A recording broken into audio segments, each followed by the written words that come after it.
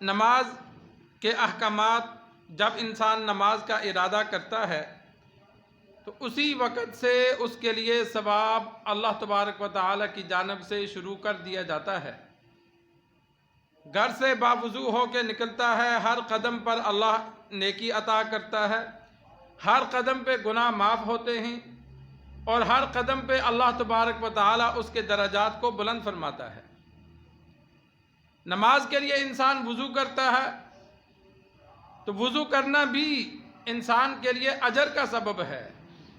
اگر گناہ گار ہے تو وضو کرنے سے اللہ تبارک و تعالی اس کے پورے جسم کے صغیرہ گناہوں کو معاف فرما دیتا ہے۔ امام ابو داود رحمہ اللہ نے 9 صحابہ سے وضو کا طریقہ نقل کیا۔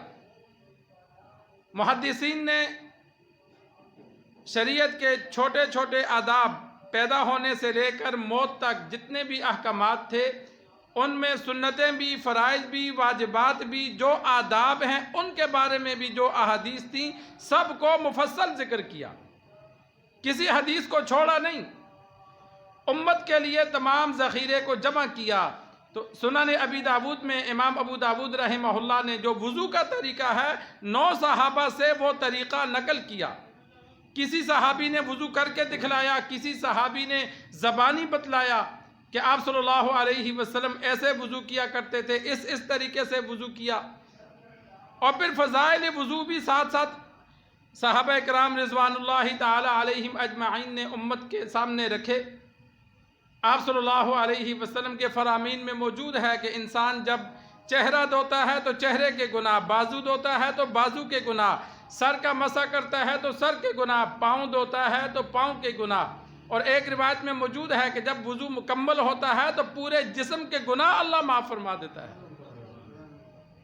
امام اعظم ابو حنیفہ رحمہ اللہ صاحب کشف تھے۔ صاحب کشف اس بندے کو کہتے ہیں کہ جو ولایت کے ایک اعلیٰ درجے پر ہو، اور بعض ولیوں کو اللہ کشف عطا کرتا ہے کہ ان کو نظر آتا ہے۔ تو امام اعظم ابو حنیفہ رحمہ اللہ جب کوئی وضو کرتا تو اس کے جو گناہ پانی میں بہہ رہے ہوتے تو وہ پہچان لیتے تھے کہ اس بندے کے کون سے گناہ رب معاف کر رہا ہے۔ ان کو پانی میں گناہ بہتے ہوئے نظر آتے تھے کہ اس بندے کے یہ گناہ وضو کرنے سے اللہ معاف کر رہا ہے۔ تو یہ وضو پر اللہ تبارک و تعالی اجر عطا فرماتے ہیں۔ صحابہ کرام رضوان اللہ تعالی علیہم اجمعین ایک مرتبہ جنت البقیع میں آپ صلی اللہ علیہ وسلم کے پاس موجود تھے۔ آپ صلی اللہ علیہ وسلم نے قبرستان والوں کو دعا دی، السلام علیکم یا دار قوم مؤمنین وَإِنَّا إِن شَاءَ اللَّهُ بِكُمْ لَاحِقُونَ۔ وہاں یہ حدیث کے الفاظ ہیں۔ دعا کے بعد آپ صلی اللہ علیہ وسلم نے فرمایا مجھے امید ہے کہ میں اپنے بھائیوں سے ملوں گا۔ تو صحابہ نے عرض کی یا رسول اللہ ہم آپ کے بھائی نہیں؟ آپ صلی اللہ علیہ وسلم نے فرمایا تم میرے صحابی ہو، میرے بھائی وہ ہیں جو میرے بعد آئیں گے، میں نے دیکھے نہیں۔ تو آپ صلی اللہ علیہ وسلم کو صحابہ نے عرض کی کہ آپ کل میدان حشر میں ان کو کیسے پہچانیں گے کہ آدم علیہ السلام سے لے کر قیامت تک ساری امتیں جمع ہوگی، ان میں آپ کیسے پہچانیں گے کہ یہ میرے امتی ہیں؟ یہ بھی ایک سوال تھا۔ میدان حشر میں سب جمع ہوں گے، متعدد جگہ پر صحابہ نے یہ سوال کیا۔ مثال کے طور پر ایک جگہ سوال کیا، آپ صلی اللہ علیہ وسلم نے فرمایا حوض کوثر پر میں اپنی امت کو پانی پلاؤں گا، دیگر امتوں والے آئیں گے تو میں ان کو بگاؤں گا، جس طرح تم اپنے گارڈ سے دوسرے کے جانوروں کو بگاتے ہو، ان کو پانی نہیں پینے دیتے، اس طرح میں دیگر امتوں کی لوگوں کو روکوں گا کہ یہ شرف صرف میری امت کے لیے ہے۔ ہر نبی کو اللہ حوض دے گا، لیکن سب سے اعلیٰ حوض امام الانبیاء محمد مصطفیٰ صلی اللہ علیہ وسلم کو اللہ عطا کرے گا۔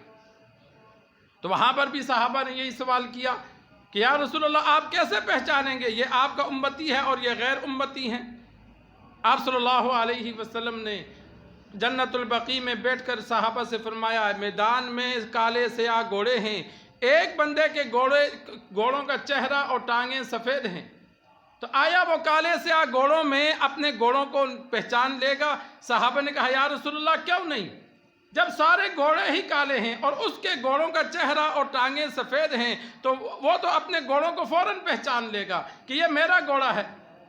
آپ صلی اللہ علیہ وسلم نے فرمایا میری امت کے وضو کے اعضاء کل قیامت والے دن چمک رہے ہوں گے، کہ وضو میں جن اعضاء کو دھوتا ہے، چہرہ ہے، بازو ہیں، پاؤں ہیں، یہ چمک رہے ہوں گے جن کی وجہ سے میں پہچان لوں گا یہ میرا امتی ہے۔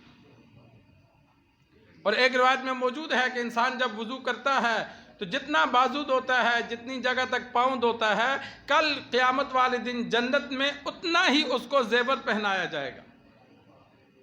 ایک مرتبہ ابو ہریرہ رضی اللہ تعالی عنہ وضو کر رہے تھے اور یہ سمجھے کہ کوئی دیکھ نہیں رہا تو یہاں بغلوں تک بازو دھویا، پیچھے بندہ دیکھ رہا تھا۔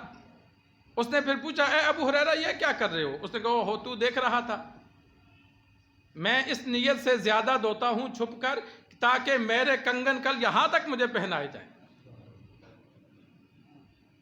یہ صحابہ کی ایک جوش ہوتا تھا، شوق ہوتا تھا۔ اور ہمارے ہاں بعض لوگ وضو کرتے ہیں اور دھیان نہیں دیتے، ٹخنے بھی ان کے بازوں کے خشک رہ جاتے ہیں، بازوں کی یہ کوہنیاں خشک رہ جاتی ہیں۔ سردی کے موسم میں نے کئیوں کو دیکھا وہ بازو تھوڑا سا اوپر کرتے ہیں، پھر ان کو کہہ دیتا ہوں بھائی وضو جب کرنا ہے تو کامل درجے پہ کرو، بال برابر بھی جگہ خشک رہ گئی تو وضو ہی نہیں ہوگا۔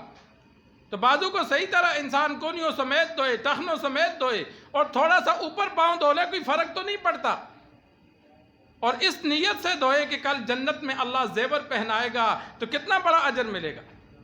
انسان جیسی نیت کرتا ہے ویسے ہوتا ہے۔ ایک صحابی نے آپ صلی اللہ علیہ وسلم سے عرض کی، صحابہ نے شکایت کی کہ اس کو کہا مسجد نبوی کے قریب آ جاؤ۔ اس نے کہا میں مسجد نبوی کے قریب گھر نہیں بناتا۔ ایک موقع پر صحابی ایسے تھے کہ ان کو ارادہ تھا مسجد نبوی کے قریب آنے کا، تو آپ صلی اللہ علیہ وسلم نے ان کو منع فرما دیا کہ مسجد نبوی کے قریب نہ آؤ، وہاں دور ہی رہو۔ اور اس موقع پر فرمایا تُکْتَبُ آثَارُکُمْ، اتنے دور سے آنے ہر قدم پر اللہ تمہیں اجر عطا کرتا ہے۔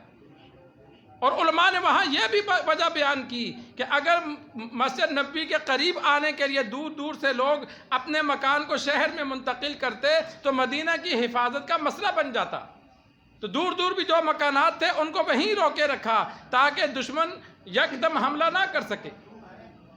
لیکن اس صحابی کا ارادہ تھا، بعض لوگ جس طرح رشتہ داروں کو کہتے ہیں یار یہ پلاٹ ہے یہاں تو آ جا، چلو مسجد کے قریب ہو جائے گا، اس نے کہا میں مسجد کے قریب نہیں آتا۔ آپ صلی اللہ علیہ وسلم کو شکایت کی گئی کہ یہ مسجد کے قریب نہیں آنا چاہتا۔ آپ صلی اللہ علیہ وسلم نے اسے بلایا، پوچھا تو اس نے کہا یا رسول اللہ صلی اللہ علیہ وسلم میں دور جو میرا گھر ہے میں اس کو چھوڑ کر قریب گھر اس لیے نہیں بنانا چاہتا کہ میں امید رکھتا ہوں میرے آنے جانے پر اللہ اجر عطا کرے گا۔ ویسے نماز کے لیے آنے پر اجر ہے، نماز پڑھ کے جانے پر اجر نہیں، لیکن اس صحابی کے یہ الفاظ تھے کہ یا رسول اللہ میں امید رکھتا ہوں کہ میرا رب مجھے آنے جانے پر اجر دے گا، کہ دور ہوں، دور سے آتا ہوں جاتا ہوں۔ آپ صلی اللہ علیہ وسلم نے فرمایا ایسا ہی ہے رب